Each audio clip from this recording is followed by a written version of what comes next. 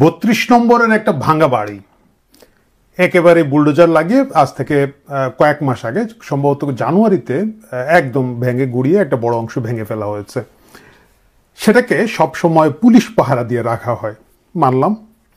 এবার 15ই আগস্টকে ঘিরে ডক্টর ইউনূস একটা বিশাল কর্মযজ্ঞ করলেন। সেই কর্মযজ্ঞ কি?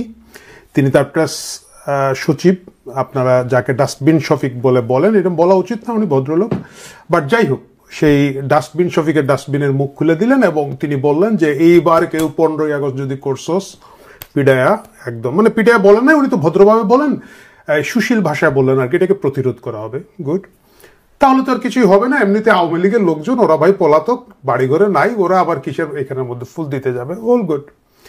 এর মধ্যে দু একজন অনলাইন অ্যাক্টিভিস্ট একটু 19-20 করলেন। আমি দেখলাম অমির রহমান পিয়াল একটা খুব ছোট্ট কথা বললেন যে ঠিক আছে, ওখানে যাওয়ার দরকার নেই, বাড়ির যার যার বাড়ির ছাদ থেকে যারা পারেন একটা করে ফানুস উড়িয়ে দিন, কালো রঙের একটা ফানুস উড়িয়ে দিন। ফানুস কিন্তু ঢাকা শহরে পাওয়া সহজ নয়, এটা বাড়িতে বানানো খুবই কঠিন, এটা কিনতে হয়, কে যাবে এগুলা কিনতে? কিন্তু এই ছোট্ট ঘোষণাটাতেও একেবারে সরকারের টনক নড়ে গেল এবং সরকার একেবারে ডিএমপি দিয়ে বলা হলো যে 15ই আগস্টের আগে পরে কোনো ফানুস উড়াইতে পারবি না। গুড, ফানুস উড়াইলাম না।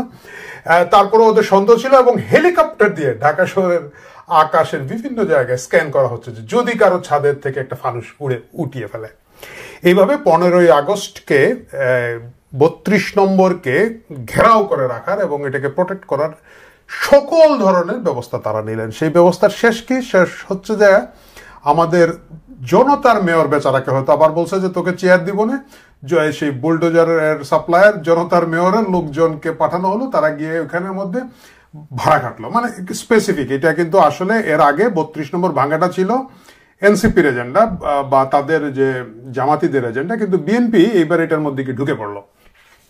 ঢুকে পড়ার পরে তারা সেখানে গিয়ে বললো যে তারেক জিয়ার ভয় নাই, না ভয় নাই নাকি, তারেক জিয়া জেনে নিন কিছু একটা, তারেক ভাই আমি স্লোগানটা মনে রাখতে পারি না। মানে মূল কথা হচ্ছে 32 দখল নিলাম, তারেক জিয়া লাল সালাম, বা তারেক জিয়া লাল সালাম সাদা সালাম, মানে 32 দখল নিলাম। তো আমি প্রথমে ভাবছি যে ওরা হয়তো ভাবছে এটা একটা টেম্পু স্ট্যান্ড মনে করে দখল নিছে এবং পরে হয়তো চলে যাবে। তো দেখলাম যে না, চলে যায় না, তারা পরের দিন এখানের মধ্যে সরকারের লাঠিয়াল বাহিনী হিসাবে কাজ করছে। গুড, এটা বিএনপির রাজনীতি, আমার বলার কিছু নাই। তো এত এত এত এত এত প্রস্তুতি নেওয়ার পরে একটা শুনশান 32-এ একজন দরিদ্র রিক্সাওয়ালা 400 টাকা দিয়ে একটা ফুলের তোড়া নিয়ে গিয়ে হাজির হলেন। তিনি বললেন, ভাই আমি আওয়ামী লীগ করি না, আমি আওয়ামী লীগের ধারে কাছে নাই, মানে শ্রমজীবী মানুষ, আমি 32-এ একটা ফুল দিতে এসেছি। এই যে রাষ্ট্রের এত আয়োজন, এত হই হুল্লোড়, এই যে পুলিশ দেওয়া, ওসি সাহেব বলতেছে ভাই আমি কি করবো, ডাস্টবিন শফিক সাহেব, ডাস্টবিন শফিক বলে নাই, সরি আমি কি বলি, কি প্রেস সচিব সাহেব বলেছেন বলে আমরা এখানে এসেছি, সবাই যে করছি। একটা রিক্সাওয়ালা এসেছে, একজন সাধারণ নারী এসেছেন দেখলাম, এদেরকে পিটানো হচ্ছে। এদেরকে পিটাতে সে রিক্সাওয়ালা বেচারার রিক্সা ভেঙে ফেলা হয়েছে, রিক্সা এখানে উল্টে পড়ে আছে, তাকে সরিয়ে নেওয়া হয়েছে এবং আমাদের কাছে প্রমাণ, মানে সূত্র বলছে যে তাকে এই মুহূর্তে পুলিশের হেফাজতে অমানবিক নির্যাতন করা হচ্ছে। অমানবিক নির্যাতন করে সেই রিক্সাওয়ালার কাছ থেকে স্বীকারোক্তি আদায়ের চেষ্টা চলছে যে সে বলবে যে সে একটা যুবলীগ করে বা আওয়ামী লীগ করে, বা বলবে যে অমুকে পয়সা দিয়েছে, সেই পয়সার জন্য আমি ফুল দিতে এসেছি।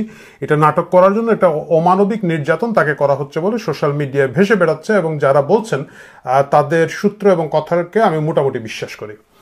যাই হোক, তাহলে কি দাঁড়াইলো? মানে এই যে একেবারে ইউনূস, বিএনপি, পুলিশ, ওয়াকার ইউনূস, ওয়াকার আর্মি, ওয়াকার আর কি, সবাই মিলে আপনারা একটা লোককে শ্রদ্ধা প্রকাশ করতে দিচ্ছেন না।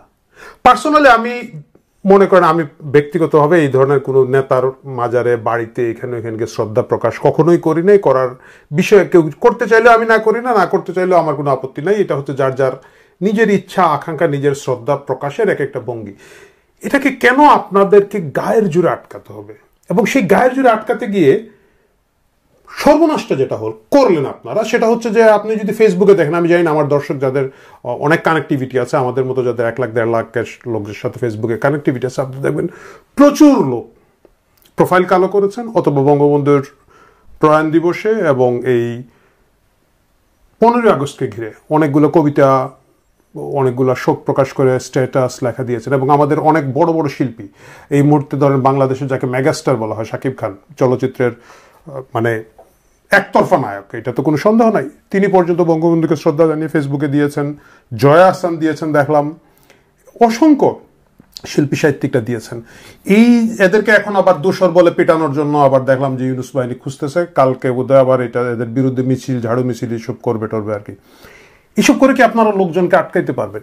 এই পুরো তামসাটা করে এই যে ডক্টর ইউনূস, ওয়াকার এবং আপনাদের এই বিএনপি সবাই মিলে একজন রিকশাওয়ালার কাছে হেরে যাচ্ছেন, একজন রিকশাওয়ালার আবেগের কাছে, একজন শ্রমজীবী মানুষ, সাধারণ মানুষ আপনাদের এই পুরা এফোর্টটাকে তুচ্ছ জ্ঞান করে। সে জানে সে রিক্সা হারাবে, সে হয়তো জানতো আজকে সে মার খাবে, সে জানে, এবং তার দিনের রোজগারের একটা বড় অংশ দিয়ে 400 টাকা দিয়ে একটা ফুল দিয়ে সে ওইখানে যাওয়ার সাহস করেছে।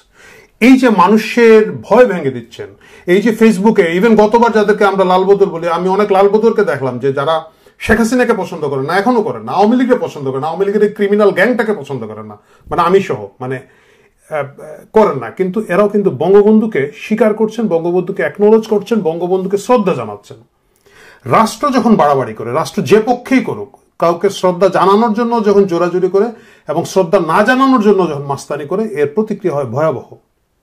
এই বাঙালি জাতি, এই বঙ্গীয় উপদ্বীপের যে লোকজন আছে, তারা কিন্তু প্রতিরোধ পরায়ণ জাতি, তারা কিন্তু প্রতিরোধ করতে জানে, প্রতিরোধ করার চেষ্টা করে, এবং সেই প্রতিরোধ ডক্টর ইউনূসের গ্যাং এবং বিএনপির গ্যাংয়ের যৌথ বাহিনীর বিরুদ্ধে একজন রিকশাওয়ালা দাঁড়িয়ে দেখিয়ে দিলেন। এবং এই দেখানো যদি শুরু হয়ে থাকে, এটা আপনাদের সকলের জন্য খুব খারাপ হবে যারা এটাকে আটকাচ্ছেন।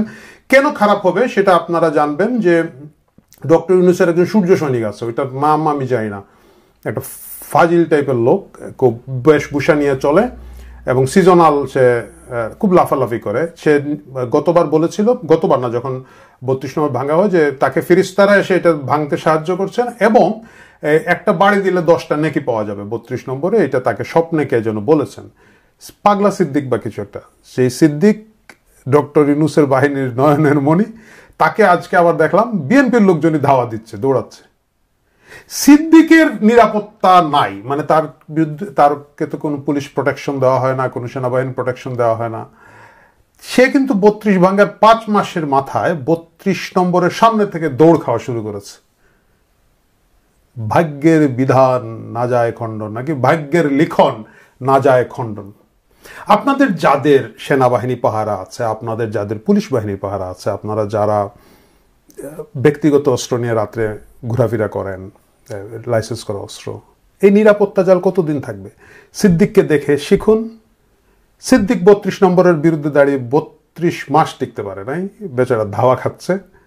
পরের ধাওয়াটা যাতে আপনাদের উপর না আসে, এই জন্য সতর্ক থাকুন। এবং এই সতর্ক থাকাটা খুব অস্বাভাবিক কোনো বিষয় ছিল না। কিন্তু 32 নম্বরে আপনারা লোকজনকে যেতে দিবেন না, এই বিষয়ে আমার কোনো মানে দ্বিমত নাই, যে এটা আপনারা করতেই পারেন, আপনাদের রাজনীতি। কারণ আপনারা ভাবছেন যে আওয়ামী লীগকে যদি পাওয়ারে নিয়ে আসা হয়, আওয়ামী লীগের যদি কোনো ধরনের সুযোগ দেওয়া হয়, আওয়ামী লীগ মোবিলাইজ করে ফেলবে এবং ব্যাপক সংখ্যক জনগণ নামিয়ে দিবে। সো আপনারা তাদেরকে সাংগঠনিকভাবে এখানে আসতে দিবেন না। কিন্তু এই জন্য আপনাদেরকে বিএনপি ভাড়া করতে হবে কেন ভাই? কেন গতবার ইশরাকের বুলডোজার ভাড়া করছেন আমি মেনে নিয়েছি, কেন আপনাকে ফুল বিএনপি ভাড়া করে এখানে তামসা করতে হবে, মানুষকে মারতে হবে, নির্যাতন করতে হবে? কিছুই না, জাস্ট ব্লক করে রেখে দেন, পুলিশ দিয়ে রেখে দেন, 144 ধারা জারি করে দেন, যে যাবে গ্রেফতার।